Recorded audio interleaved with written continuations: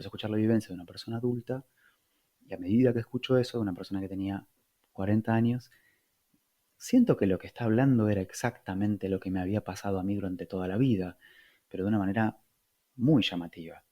Porque, como ella decía, yo, estoy medio citando, sueno como una persona que no tiene ningún diagnóstico, pero a la vez desconocemos cuáles son las características, eh, digamos, como sociedad, de una persona autista, porque tendemos a pensar en estereotipos, ¿sí?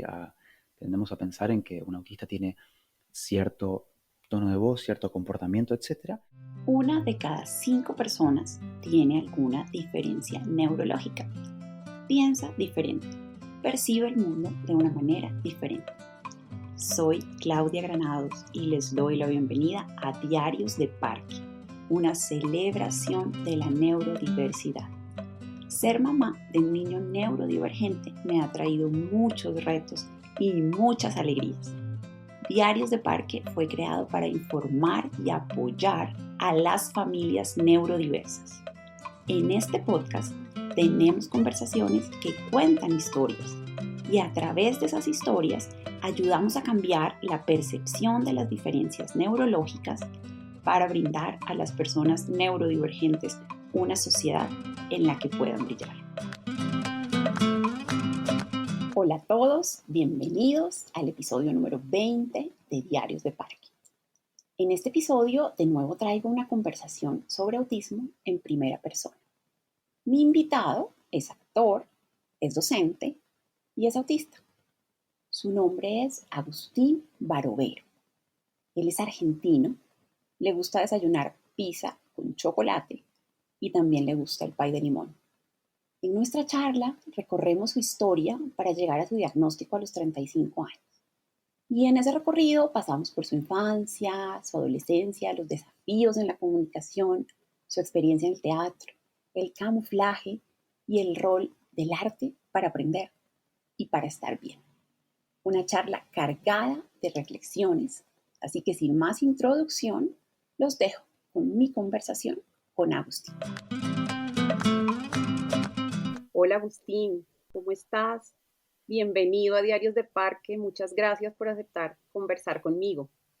Bueno, hola, muchas gracias por la invitación. Estoy muy contento de estar acá. Y nos acompañas hoy desde Mar del Plata, Argentina, ¿correcto? Exactamente, así es. Estamos Muy atravesando el segmento final del otoño, entrando en el invierno. ¿Qué va a ser? Se viene el frío. ¿Qué podemos hacer? Muy bien. Bueno, entonces, Agustín, quisiera empezar preguntándote algo que me gusta mucho preguntarle a los adultos autistas con los que puedo conversar. Tengo además que decir que eres el primer hombre autista que me acompaña en este podcast. Entonces ahí te ganaste un premio. El primer hombre Bien, autista en primera persona que me acompaña. Y quisiera preguntarte, para empezar, quiero que me cuentes, Agustín, qué es lo que tú más recuerdas de tu infancia. bien, qué pregunta que lo lleva a uno a pensar en tantos planos y también cuántas infancias distintas uno vive, cuántos momentos de edades tan distintas, ¿no? Siempre uno, a medida que va pasando el tiempo, se va quedando con destellos, como si lo menos relevante o lo menos interesante pasara a un segundo plano y quedan las imágenes más fuertes, como más vívidas y que tal vez uno después puede llegar a darles un sentido. Pero sí de mi infancia lo que siempre me ha quedado ha sido el, el subirme a los árboles.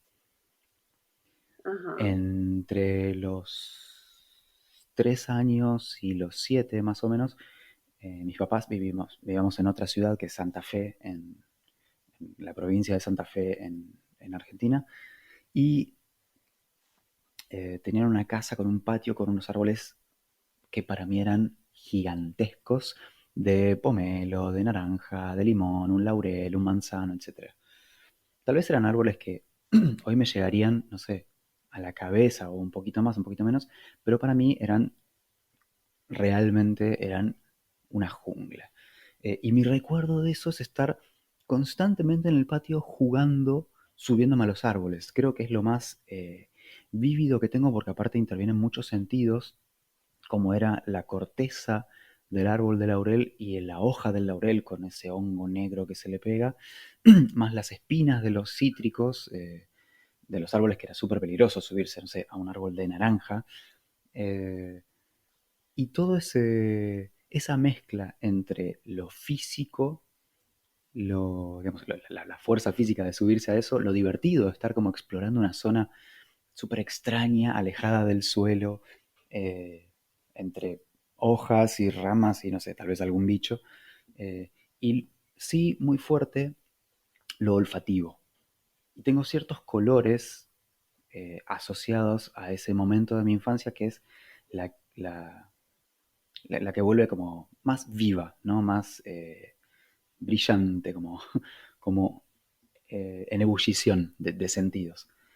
Digo esto también porque soy una persona muy olfativa en ese sentido, y es algo que me he dado cuenta ahora de grande, que no es un rasgo que todo el mundo le preste tanta atención.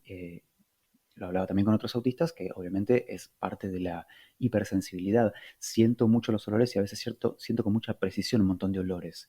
Y ahora pensándolo de grande digo, Mira, cómo mi infancia ha sido atravesada de un montón de sensaciones olfativas. Y recuerdo siempre ese patio, donde también, si uno lo piensa dos veces, yo jugaba bastante solo. Entonces también mi infancia era muy propia de juegos solo.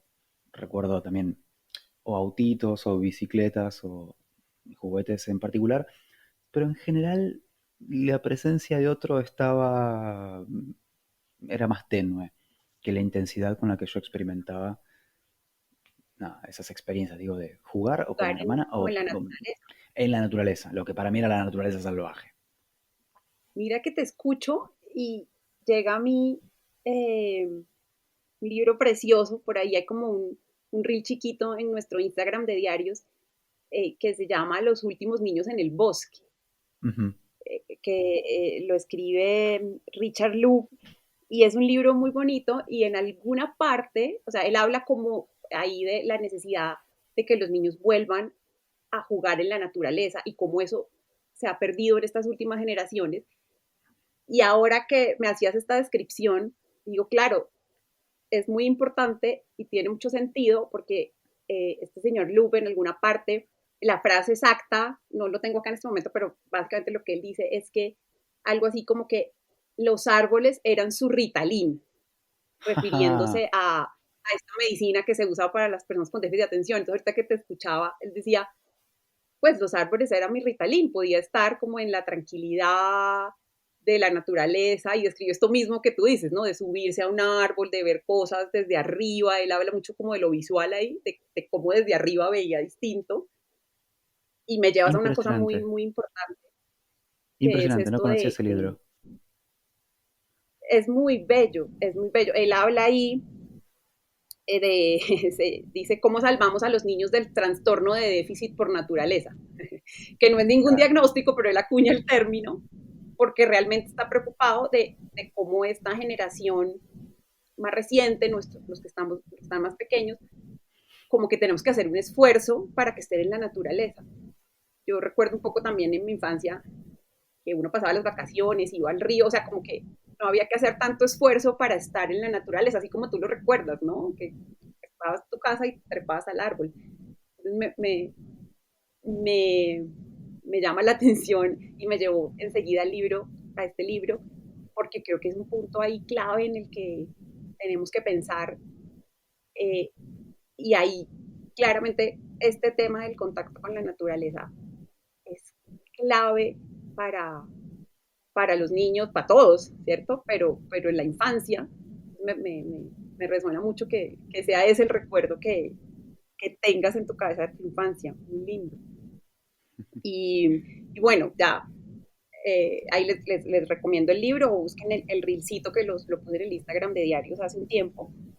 Eh, pero bueno, la siguiente pregunta que quisiera hacerte, por supuesto, es, que nos cuentes un poco tu historia de cómo es que llegas a ese diagnóstico en la adultez. No sabemos mucho nosotros, en general, como los papás, las personas, no es tan común, eh, pues conocer a alguien que ha tenido su diagnóstico en la adultez y uno dice, ¿cómo es que se llega a eso? ¿Es fácil? ¿Es difícil? ¿Es un proceso? Cuéntanos un poco cómo es tu historia. Bueno, ahí interviene mucho la disponibilidad de información y las historias con las que uno se va cruzando, al menos en mi caso. Eh, yo como docente empecé a trabajar en una escuela hace más o menos unos 6 años, donde había lo que en Argentina se llama muchos proyectos de inclusión, es decir, muchos estudiantes que tenían su grupo humano que trabajaba porque había un diagnóstico que necesitaba ciertos ajustes y era una escuela súper diversa. Es decir, había muchísimos estudiantes con condiciones muy distintas que generalmente eh, no coinciden en una escuela o por un motivo u otro eh, había una cuota mayor de estudiantes con esas características, es decir, con necesidades de apoyo eh, diversas. A raíz de eso se van dando ciertas situaciones en el aula y en las que se evidencia la falta total de información en mi formación docente. Y hablando con colegas, Mm, compartimos esto.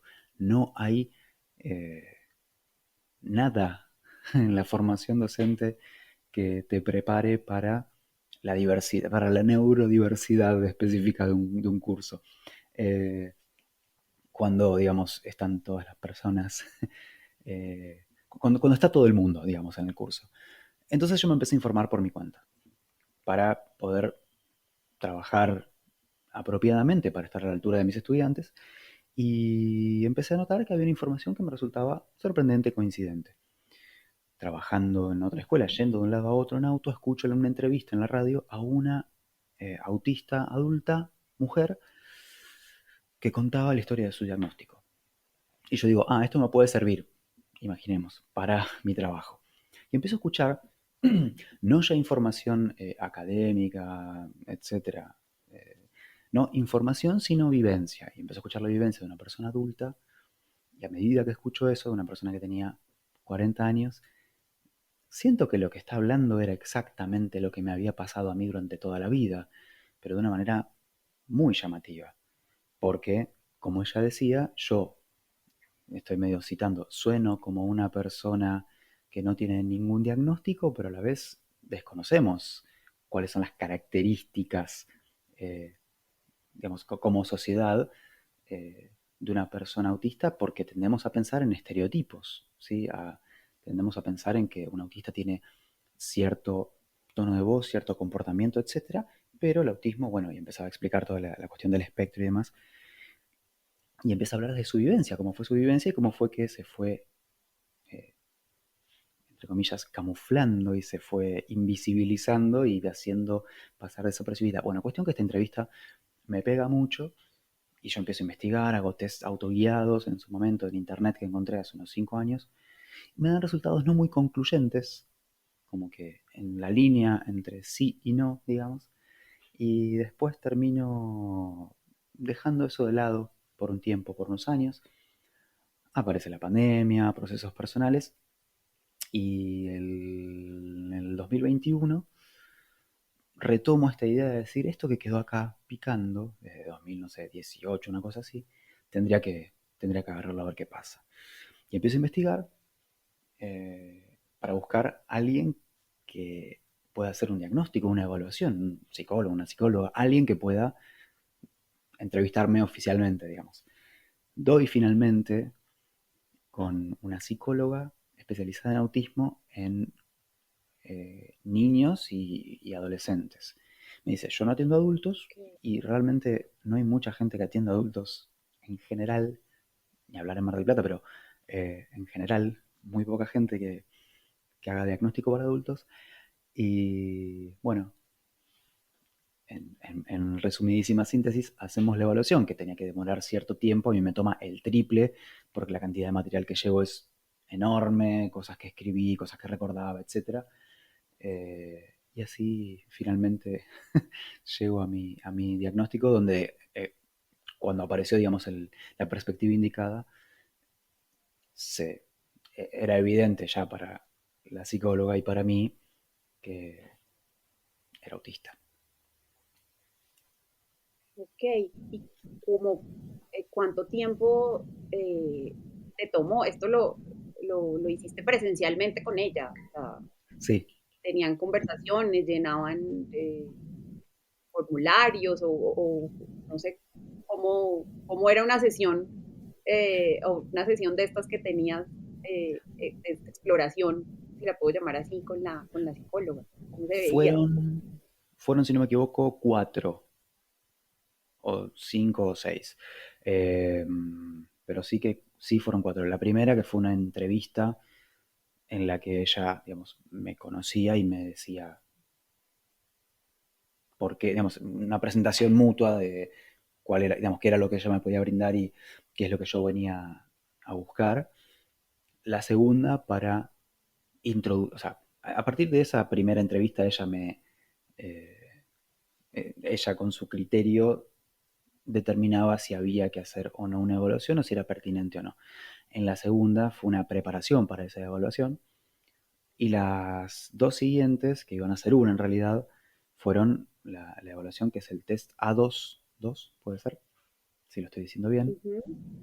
eh, que me dijo, esto se hace en un tiempo entre 40 y 60 minutos y en mi caso fueron dos sesiones de una hora y media, porque lo que había para hablar era un montón. Fue un montón de tiempo. Así que fue muy interesante todo.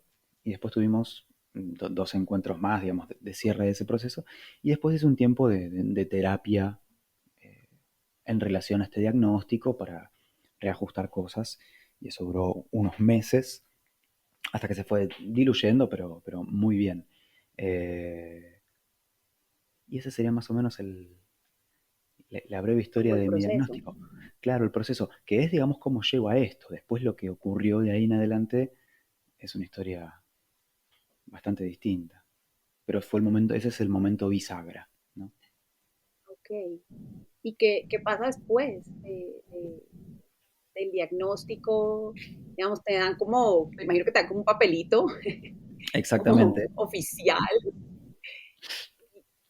¿Y qué pasa ahí? ¿Qué piensa Agustín después de tener como su papelito oficial?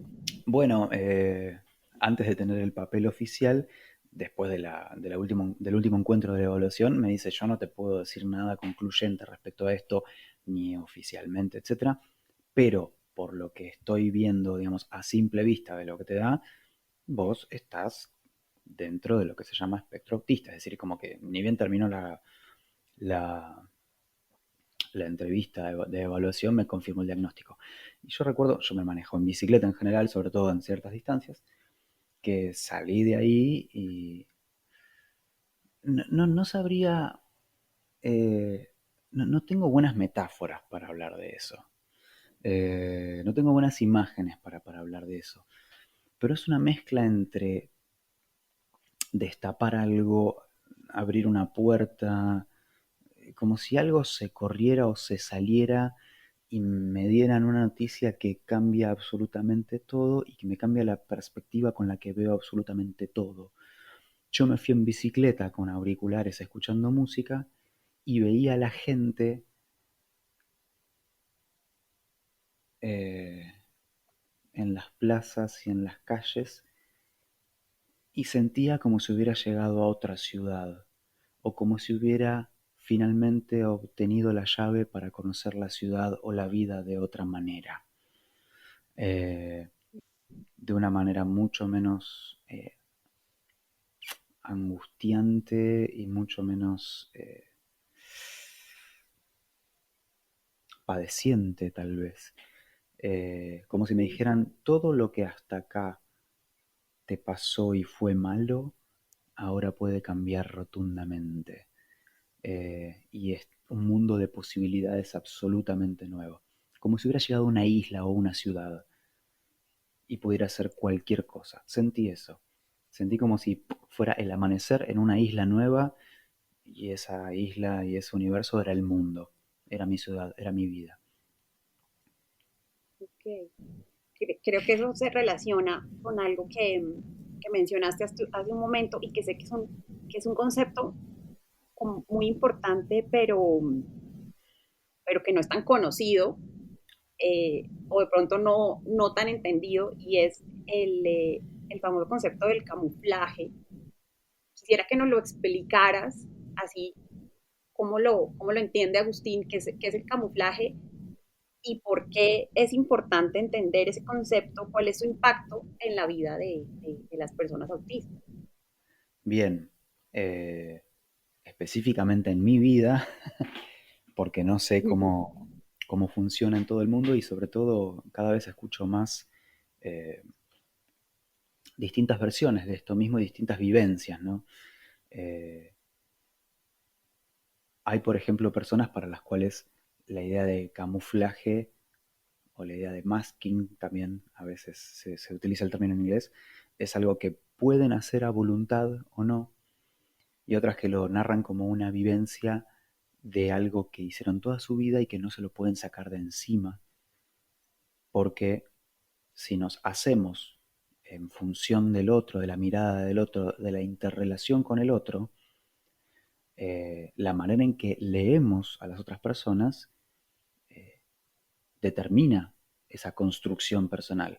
Entonces, si yo leí toda mi vida con un lenguaje, con un sistema, con un soporte, con una gramática y un diccionario al resto de las personas, me construí con ese lenguaje uno, llamémosle, pero de grande me dicen, bueno, en realidad vos no tenías lenguaje uno, tenías lenguaje 2 o lenguaje beta, o te manejas con este otro código, con este otro set de instrucciones, ocurren muchas preguntas. ¿Qué es lo que estuve leyendo en el resto de las personas? ¿Cómo me construí en función de esa mirada que estuvo atravesada por un lenguaje y por una manera de entendernos? Eh, bueno, al final arranqué por lo más complejo y no dije que era el camuflaje. Digamos. El camuflaje es esta idea de que las personas autistas eh, se camuflan entre las personas neurotípicas para ya sea disimular rasgos que puedan ser socialmente, no sé, molestos o que creen que son inaceptables, y a la vez copian al resto para poder encajar y tener una vida social, llamémosle así. En la base de todo eso está, digamos, la idea de discriminación, la idea de que espontáneamente los grupos humanos se juntan con lo que es similar y rechazan lo que es distinto. Y en el rechazo a lo distinto se, bueno, se produce en el sujeto se produce una serie de angustias, de preguntas, de cuestionamientos, etcétera. Eh, y para que todo eso no ocurra, la persona, consciente o inconscientemente, imita, se camufla, se adapta, cede, cede, digamos, en tanto acepta imposiciones, acepta propuestas, acepta cosas del entorno, de personas, para no caer mal, para no quedar mal con este grupo de personas que son mis amigos o mis compañeros del trabajo, de la escuela. Eh, Hace poco alguien hablaba en redes también digamos, de esta idea del camuflaje en doble sentido, en el sentido de la copia y en el sentido de la represión. No solamente copio el resto, sino que reprimo lo que soy. Eh, Ok. digamos, tiene implicancias fuertes porque uno de adulto, en el caso de mi proceso, se va preguntando, bueno, a ver, ¿cuál es realmente mi cara? ¿Cuál es mi rostro? ¿Cuáles son mis expresiones? ¿Cuáles son los mecanismos internos con los cuales yo siento que estoy expresando emociones, afecto, eh, interés, etcétera? Si todo eso lo copié, entre comillas, si me doy cuenta ahora de que lo copié y que el resto lo hace naturalmente y espontáneamente. Es una pregunta Claro. abierta, es súper interesante. Sí, sí, sí, sí. Lo veo como en estos días en que ando mucho aprendiendo de neurociencia, lo veo como un gasto de energía inmenso, como Tremendo. desde el punto de vista de, de la definición de estrés, desde el punto de vista de las neurociencias. Claro, si estoy copiando o imitando y a la vez buscando encajar, pues uso un montón de energía en eso. Y claro, eso eleva como el nivel de estrés de la persona en situaciones como cotidianas, ¿cierto? Pero esto a lo largo del tiempo, ¿cierto? De muchos años, por ejemplo. No sé a qué edad recibiste tú tu diagnóstico, pensando en este ejercicio que haces en retrospectiva. A ¿Cuántos los, años llevabas como haciendo eso? a los 35. Yo ahora tengo 37, o sea, Treinta estuve y cinco. 35 años haciendo eh, un montón de cosas sin saber que las hacía. Hay un tweet muy bueno que se transformó en meme y que está en inglés, que dice, perdón, algo así como, estoy parafraseando muy rápido, ¿no? Pero perdón si me veo cansado o si mi cabeza se sobrecalienta, pero en el fondo estoy, y hace una metáfora computacional, dice, estoy con el proceso activo, actuar como una persona normal, punto exe, y está comiendo el 99% de mi memoria RAM. Es decir, constantemente estamos Okay. no solamente interactuando, sino con el proceso computacional o con la cabeza ocupada de estar actuando como una persona normal. Claro, sí, la metáfora del gasto de energía, el computador ahí Claro. gastando su memoria en eso. Interesante. Quería, bueno, tú eres actor, además de docente, eres actor, y te quería preguntar sobre el teatro. Sé que hace mucho haces teatro. Mira que por allá, en un episodio pasado, creo que es el número 7, yo conversé con Vivian, mamá de Martín, y recuerdo que en alguna parte de la conversación, que fue muy interesante, Vivian, eh, pues hablaba del teatro, de que su hijo Martín había hecho teatro y ella, desde su visión de mamá, de cuidadora, pues identificaba ahí como un efecto positivo, un impacto positivo que el teatro había tenido en su hijo, en los temas de socialización, como sobre todo en esa área. Ella percibía eso y quería hoy preguntarte a ti, eres una persona ya autista que puedes hablar en primera persona y que tienes mucha experiencia con el teatro, sobre eso, sobre cómo si tú tienes también esa impresión o más bien, ¿qué te ha dejado el teatro? ¿Tienes esa misma perspectiva o impresión que nos contaba Vivian desde su mirada como cuidadora? Absolutamente. En mi caso, el teatro fue el error más afortunado que pude cometer. Error en tanto, esto obviamente dicho con cierto humor, error porque no había ninguna de las condiciones dadas en mí para que yo pudiera formarme como actor. Desde el momento en que mis capacidades de percibir emociones, afecto, etcétera, eran muy distintas a las de mis compañeros y a de las personas de mi entorno. Pero tal vez justamente por eso, porque era un espacio en el cual se trabajaba con un montón de cosas que para mí eran fascinantes, eran enigmáticas y podían ocurrir en un ámbito seguro, me atrajo un montón. Es decir, yo me metí ahí porque era como una especie de odisea de emociones, sensaciones, texturas, eh, mundos, planos de existencia que me llamaba mucho la atención porque de pronto eh, era como esto, una pequeña ficción que imitaba a la realidad y en esa ficción yo podía hacer cualquier cosa sin los riesgos de la realidad. Es decir, si en teatro trabajaba una escena donde tenía un vínculo con una madre, un primo, un hermano, un amigo, lo que sea, y teníamos que debatirnos por algo, que pelear por algo, que demostrarnos un montón, o sea, demostrarnos cosas,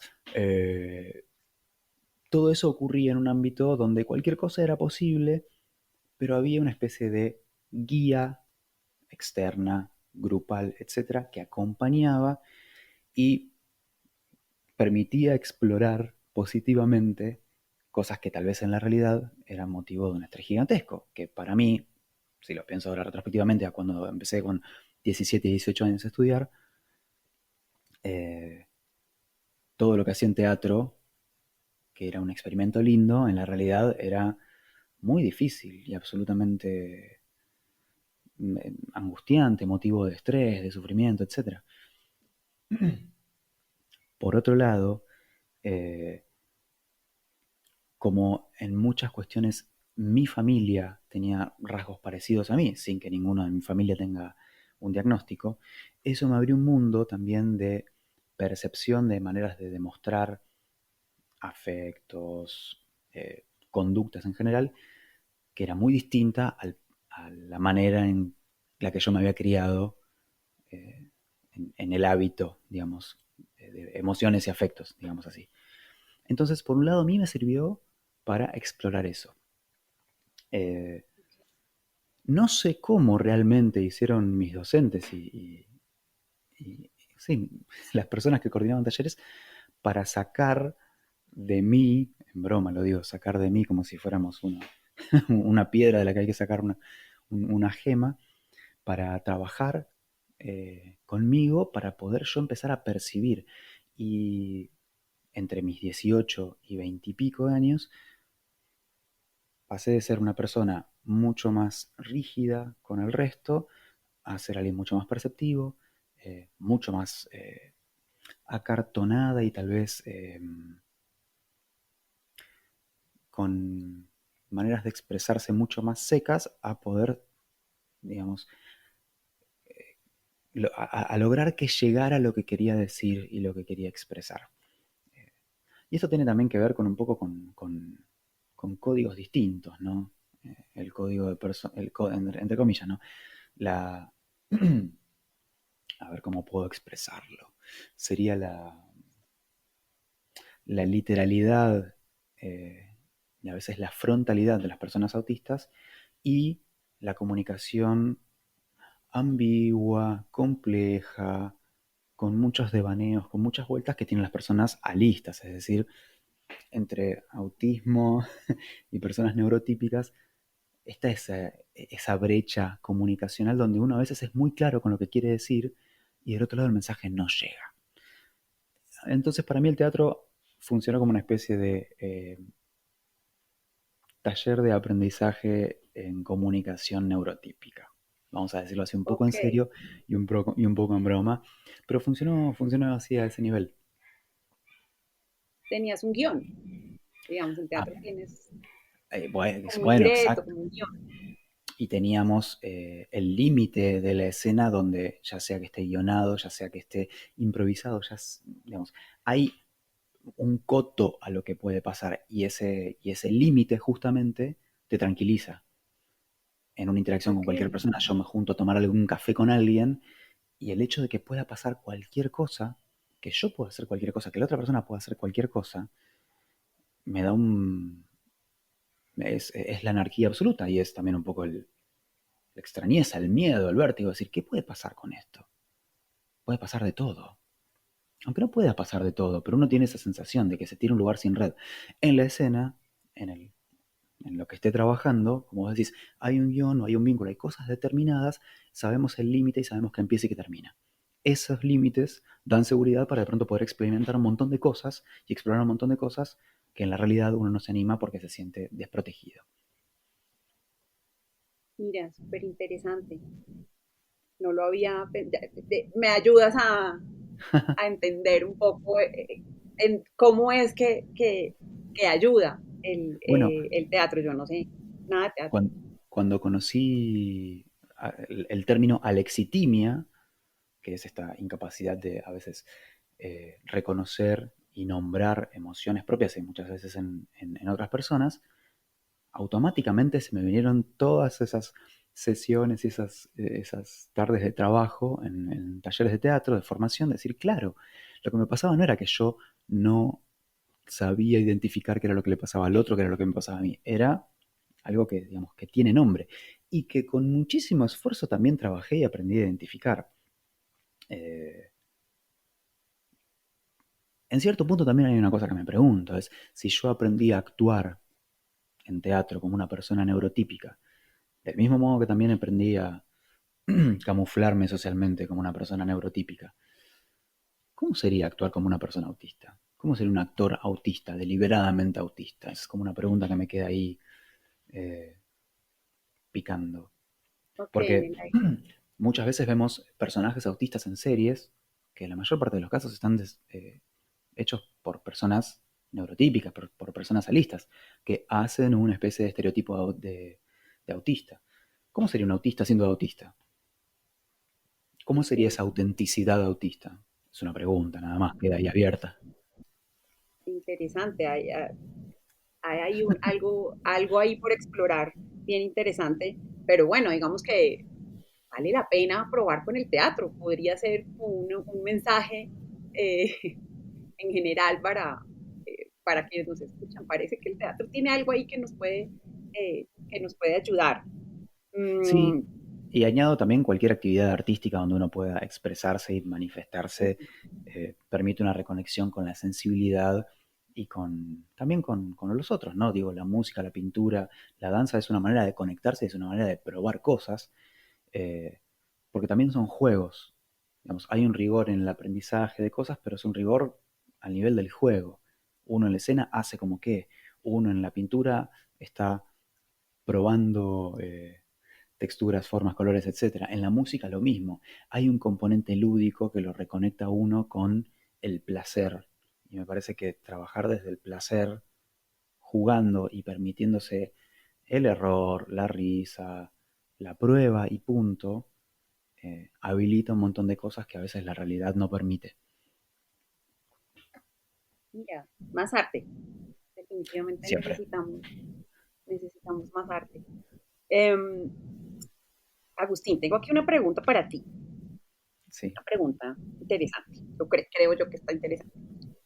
Quiero que te imagines que puedes escoger un momento de tu vida, un momento antes de tu diagnóstico, te puedes subir en esta maquinita del tiempo, bajarte en ese momento de tu vida y decirle al Agustín de ese entonces, desde hoy, desde el Agustín de hoy, decirle algo, dejarle un mensaje. Entonces la pregunta es, ¿qué momento de tu pasado escogerías y qué mensaje le dejarías al Agustín de ese entonces? Viajaría a muchos momentos distintos, y es difícil pensar en un momento que sea determinante en nuestra vida. Porque uno siempre, teniendo esa hipótesis abierta, eh, piensa en cuántas cosas tal vez hubiera hecho distinto. O, no sé, tal vez desde el momento en que uno está acá y está un poco mejor que en esos 35 años que mencionaba antes, de que viví a la sombra, de no saber a grandes rasgos quién era, uno está bien y siente que todos los caminos condujeron acá y que está bien que así haya sido. Eh, pero sí creo que sería definitivamente eh, viajar a algún momento de mi adolescencia, donde se bajaba el velo de lo infantil con esa mirada tal vez más candorosa y a la vez inocente, y empezaba mi cabeza a percibir el mundo, los otros, la realidad, la complejidad del todo, y empezaba a ver que había un desajuste entre el resto de las personas y yo, y eso me generaba un montón de ansiedad y un montón de preguntas que no, digamos, que tenían un grado de verdad, pero que no obtuvieron respuesta hasta mucho, mucho tiempo después. Entonces, sería imposible pensar, decirle al Agustín de 13 o 14 años, que vaya a hacer terapia y a buscar un diagnóstico, porque también en ese momento tal vez no lo hubiera conseguido ese diagnóstico. Eh, pero sí bajarle algo de la información que tengo ahora. Decirle que todo eso que siente que está mal, no está mal. Eh, Creo que es parte de la vivencia de mucha gente autista que fue diagnosticada adulta, decir, che, estoy haciendo todo mal, me estoy equivocando y no sé por qué. Bueno, en esa sensación, eh, que como decíamos hace un rato, implica un esfuerzo constante, uno está constantemente haciendo una especie de trabajo de decir, ay, ¿qué hace el resto? ¿Qué hago yo? ¿Qué hice mal? ¿Qué dije? ¿Por qué está pasando todo esto? Eh, ¿Por qué no llega lo que quiero decir? ¿Por qué lo que el resto me dice es medio indescifrable? Bueno, que en eso, eh, que en ese momento, digamos, me hubiera gustado eh, recibirme a mí mismo del futuro y decir, bueno, esto que sos vos ahora, está bien. Eh, no entendés al resto o no, el resto no te entiende por esto, esto y esto. Tal vez no lo entiendas ahora, pero tranquilo. No hay, no hay nada malo contigo. Exactamente.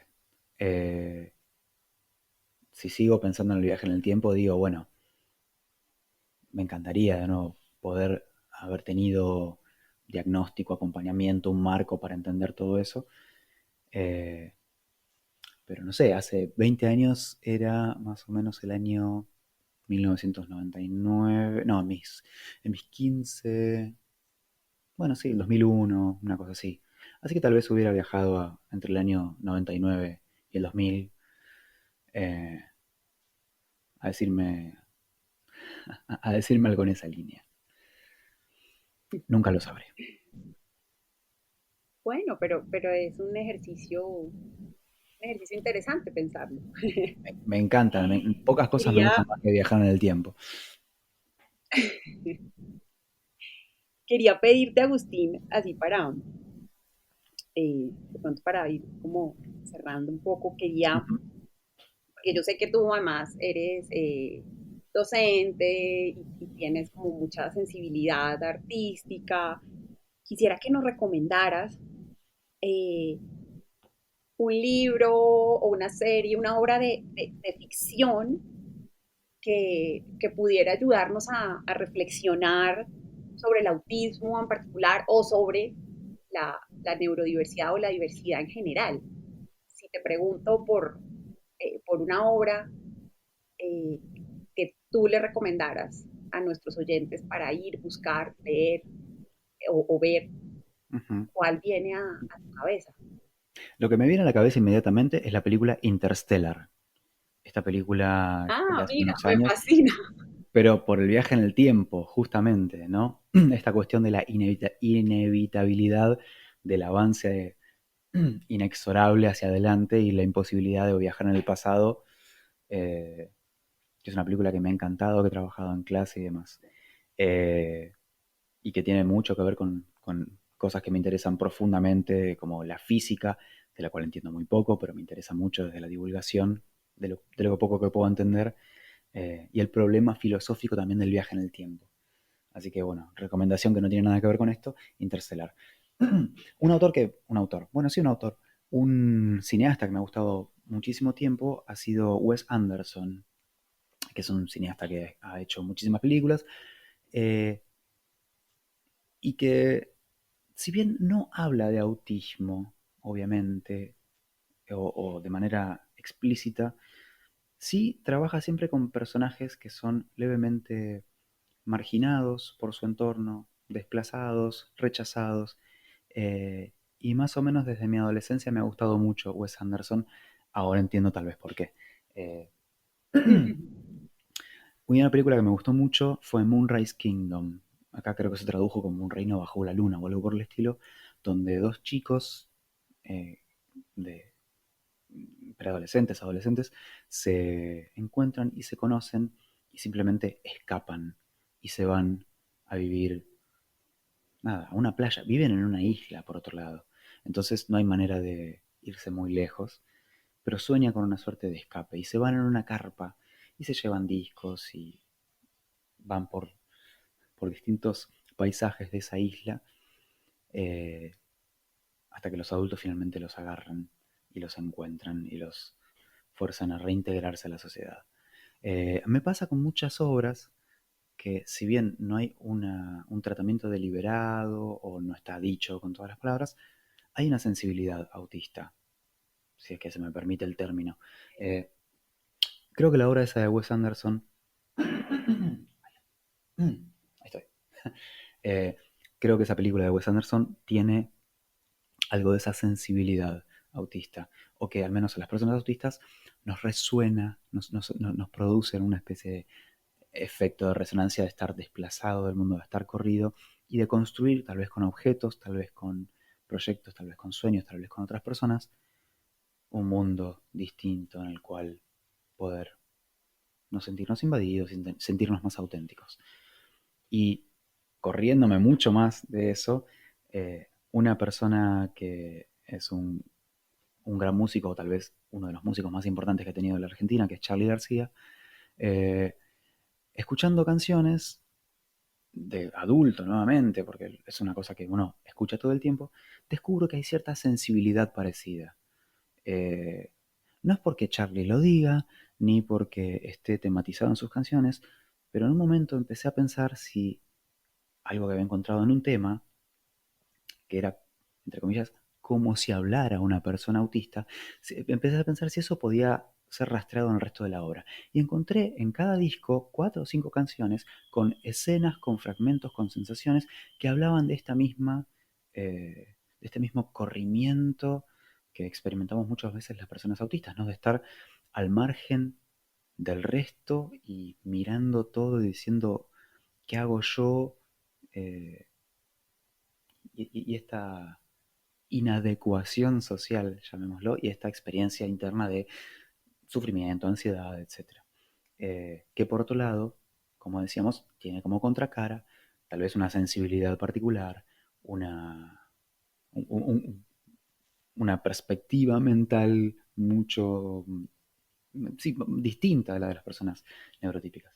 Entonces, creo que mi recomendación sería muy tangencialmente Charlie García y por ahí más, más puntual esa película de Wes Anderson, así como todo su cine que es hermoso. Muy bien. Pues Agustín, yo voy a cerrar este episodio, abro aquí YouTube y empiezo a escuchar a Charly García con atención. Eh, Lo Buenísimo. he escuchado muchos años, por supuesto, mi generación creció con Charly García, con todo el rock argentino, pero hoy voy a escucharlo después de oírte a ti esta perspectiva, que te agradezco mucho. De verdad, mil y mil gracias por todas estas reflexiones que nos has regalado en este ratico. Eh, y bueno, y por todo el trabajo de divulgación que haces. Por supuesto, en las notas del episodio vamos a dejar los enlaces a tu cuenta de Instagram, que les recomiendo. Tiene unos videos muy bonitos y es muy agradable de ver.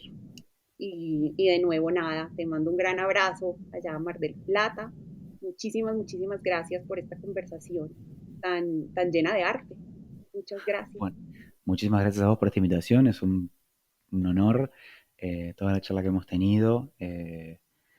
Uno se siente menos solo y aparte por todo lo que veníamos hablando antes de la información y de los libros que me comentaste, siento de nuevo con este tipo de instancias que se me abre un mundo en el cual me quiero meter de lleno, por un lado, y a la vez digo, ay, es una cosa realmente infinita eh, Sí. para investigar y que nada, uno se siente que está muy cerca a pesar de que estamos a varios miles de kilómetros. Eso es hermoso y nada, te agradezco de nuevo por el encuentro y por el laburo que haces con el podcast.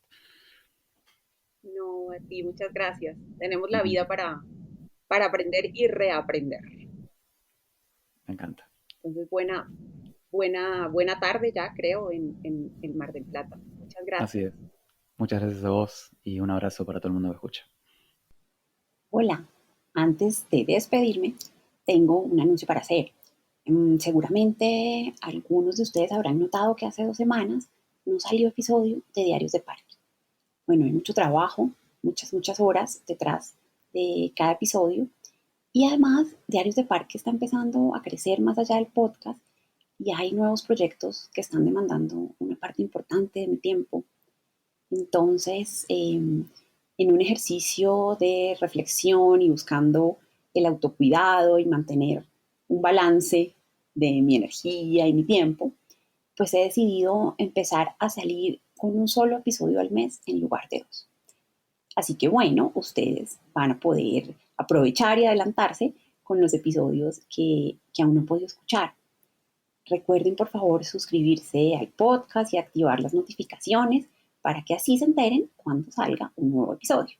También nos pueden seguir en redes donde vamos contando todo lo que pasa con Diarios de Parque. Y como siempre les agradezco mucho, mucho y de corazón su escucha atenta y también sus mensajes y comentarios. Les mando un gran abrazo. Cuídense. Chao, chao. Gracias por escuchar Diarios de Parque. Crear un mundo que celebre la neurodiversidad es un gran desafío y enfrentarlo en soledad no es una opción. Te invito a unirte a nuestra conversación.